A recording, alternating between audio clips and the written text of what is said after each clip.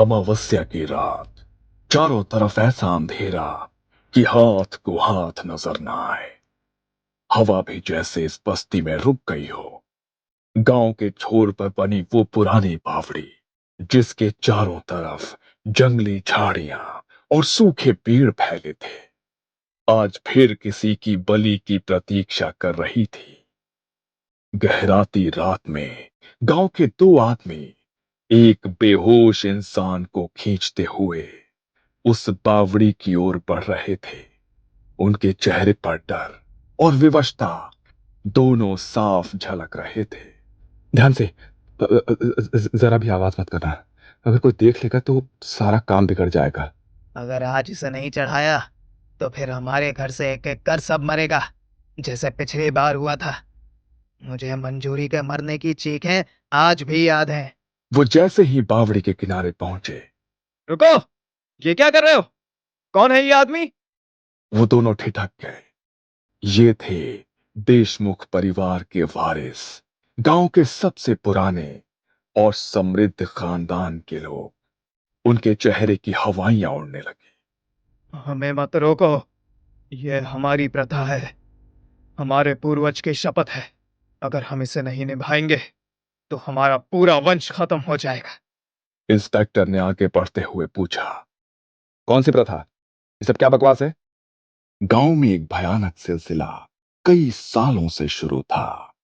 कभी कोई किसान जो खेत की रखवाली कर रहा होता है, कभी कोई व्यापारी जो देर रात लौटता है, तो कभी कोई मासूम बच्चा जो गलती से रात में बाहर चला जाता है, रात में गायब हो जाते हैं। सुबह होते ही घर वालों को बस ये सुनाई देता कि शायद किसी जंगली जानवर ने उठा लिया होगा या कहीं भाग गया होगा।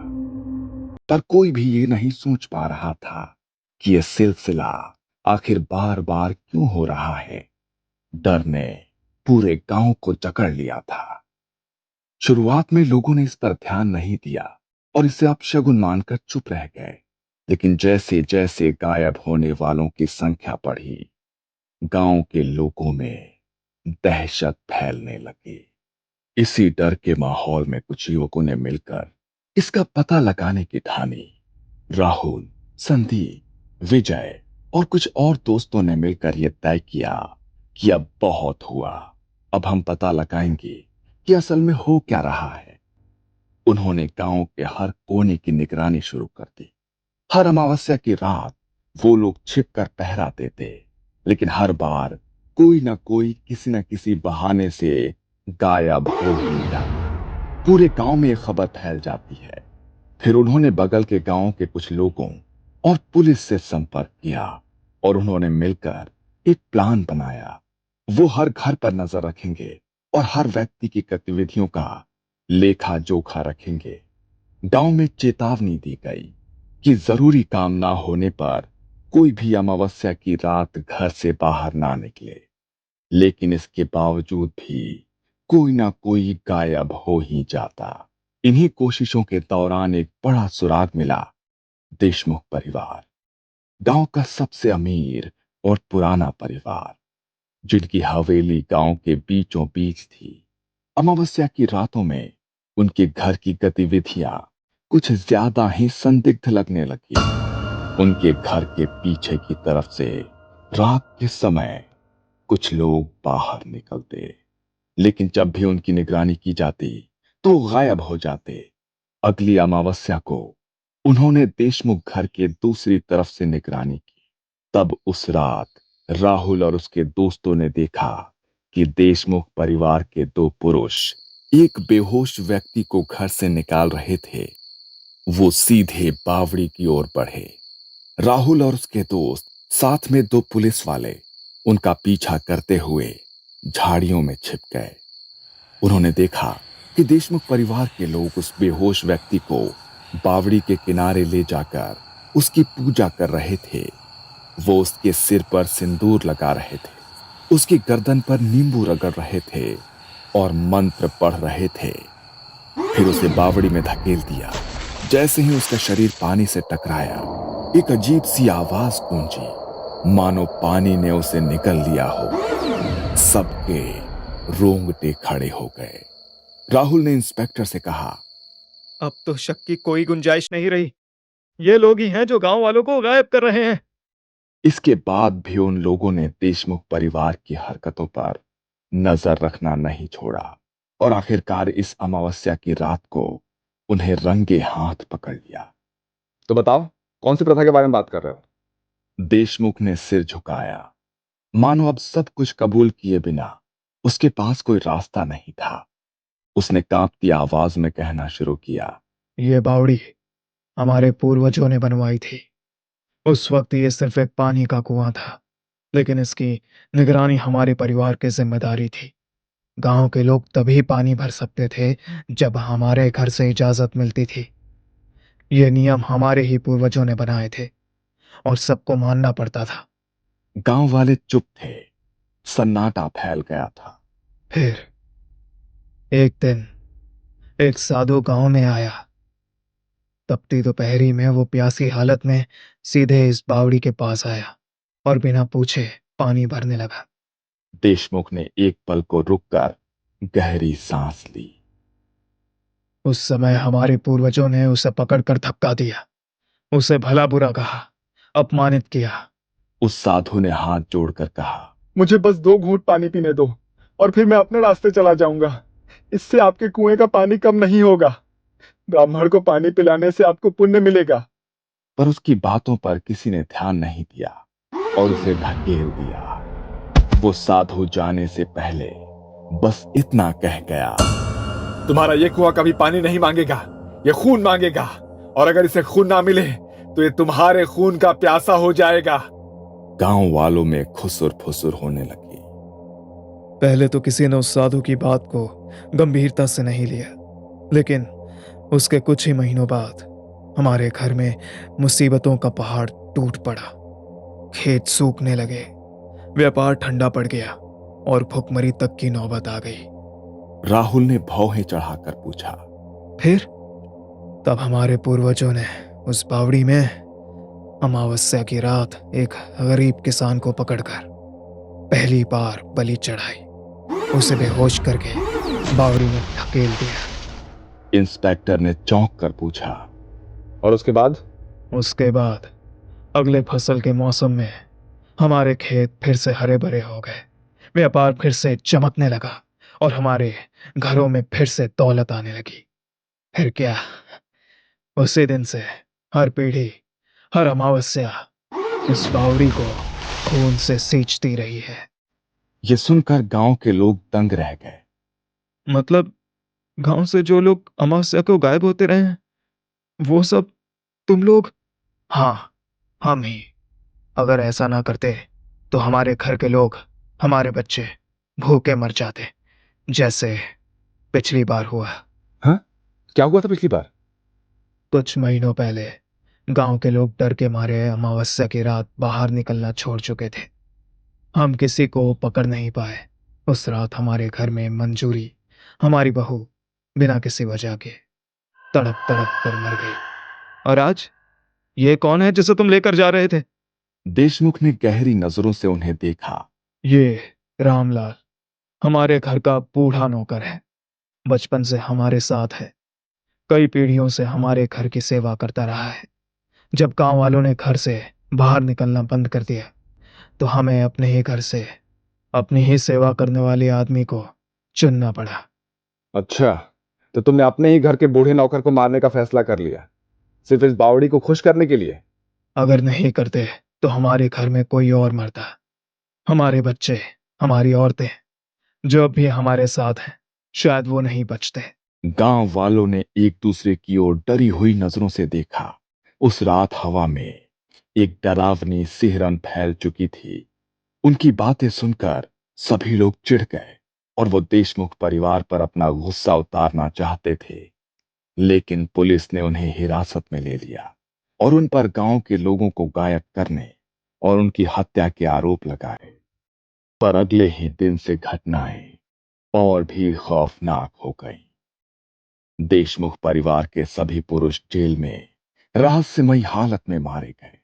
किसी का गला खुद ही कट गया, किसी की आंखों से खून बहा और किसी ने बिना वजह दिल का दौरा पड़ने से दम तोड़ दिया। उनके घर की औरतों ने जो खाना पकाया वो कुछ ही समय में सड़ जाता और उनके घरों में भूखमरी छा गई।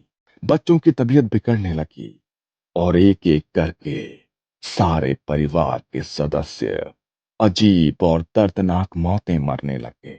देशमुख का पूरा परिवार कुछ ही दिनों में खत्म हो गया और उनका घर अब वीराना हो गया। लेकिन इससे भी डरावना वो था जो उनके खिलाफ खड़े होने वाले गांव के लोगों के साथ हुआ। राहुल और उसके साथियों के घरों में रात को किसी के फुसफुसाने की आवाजें आने लगी। उनकी दीवारों पर खून जैसे निशान पड़ने लगे। एक रात संदीप शराब के नशे में बोला, चलो देखते हैं कौन सी बावड़ी है जो हमें मार सकती है। उसकी बातें सुनकर सारे दोस्त डर गए। तुम लोग डरते रहो, मैं अकेला जाता हूँ और देखता हूँ। राहुल और दोस्तों ने उसे रोका, लेकिन संदीप जिद पकड़कर अकेला ही बावड़ी की तरफ चला गया। अगली सुबह बावड़ी के किनारे संदीप के कपड़े मिले, सलीके से तय किए हुए, जैसे किसी ने उन्हें ध्यान से रखा हो। लेकिन संदीप का कहीं कोई निशान नहीं था। अब डर पूरे गांव में फैल चुका था। राहुल और इंस्पेक्टर ने गांव के समझदार लोगों के साथ मिलकर तय किया कि ये सिर्फ देशमुख परिवार की बात नहीं है, ये बावड़ी अब खुद एक जीवित अभिशाप बन चुकी है। उन्होंने तांत्रिक बाबा त्रयंबक को बुलाया। उनके बारे में कहा जाता था कि उन्होंने कई ऐसे शापित स्थानों को शांत किया है। जब बाबा त्रयंबक गांव में पहुंचे तो पूरे गांव को चौक में इकट्ठा किया। इस बावड़ी की प्यास अब सिर्फ बलि से नहीं बुझेगी, ये अब खुद एक जीवित शक्ति बन चुकी है और इसे अगर नहीं रोका गया तो ये पूरे गांव को निकल जाएगी। गांव के लोग इकट्ठा होते हैं। बावड़ी के चारों ओर टिमटिमाती मिसालों की रोशनी है।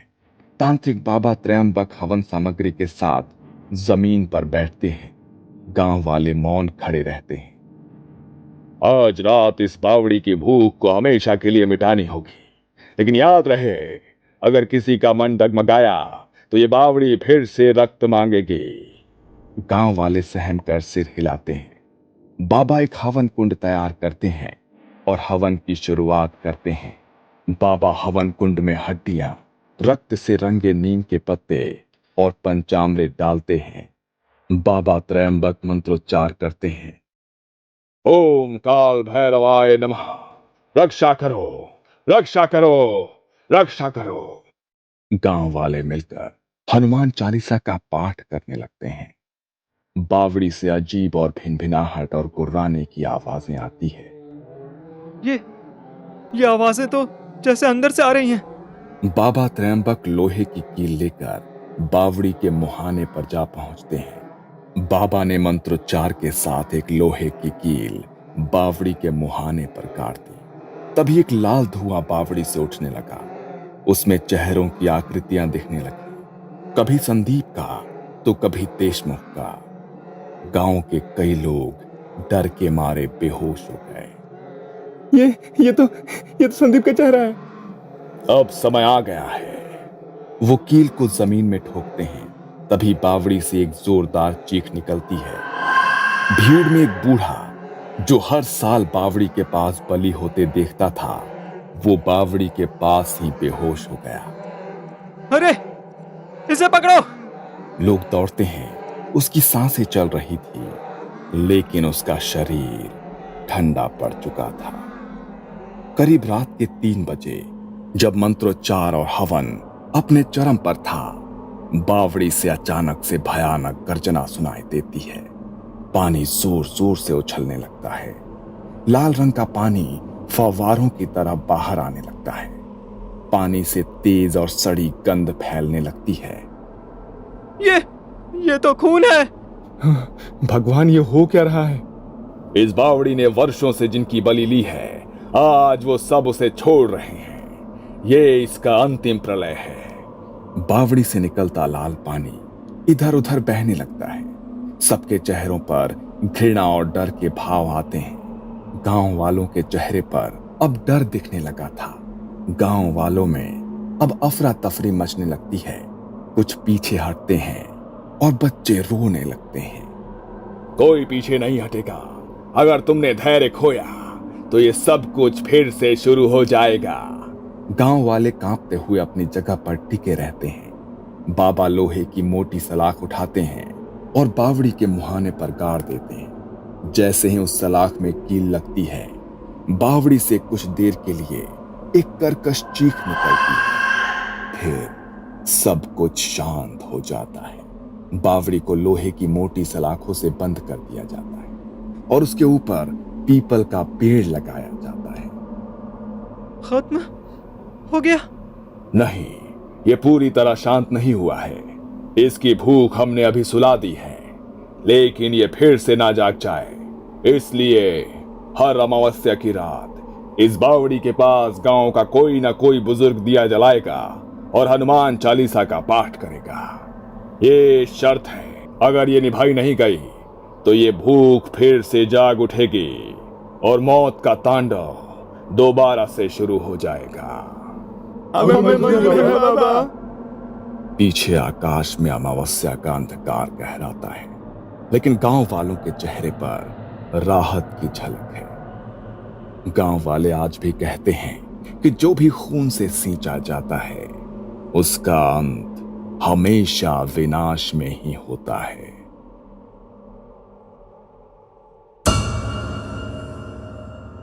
ये कहानी आपको अच्छी लगी हो तो हमें सब्सक्राइब करें। हमारा इंस्टाग्राम और फेसबुक पेज जरूर फॉलो करें। अगर आपके पास ऐसी ही कोई कहानी हो तो हमें कमेंट बॉक्स में भेजें। हम कोशिश करेंगे कि अगली एनिमेटेड स्टोरी आपकी होगी।